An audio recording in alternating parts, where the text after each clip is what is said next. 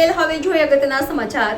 ગુરુ પૂર્ણિમાના પાવન અવસરના દિવસે હરિરામ મહારાજ આદિવાસી સમાજને સત્યના અને ભક્તિના માર્ગ પર ચાલવા પ્રેરિત કરે છે।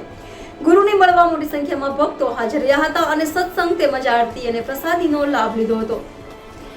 NN news Vadodara. દર્શક મિત્રો, તમારી આસપાસ બની રહેલી નવી ઘટનાઓ વિશે જાણવા માટે NN ન્યૂઝને લાઇક કરો, શેર કરો, સબસ્ક્રાઇબ કરો અને બેલ આઇકન પ્રેસ કરો, જેથી આપને નોટિફિકેશન્સ મળતી રહે।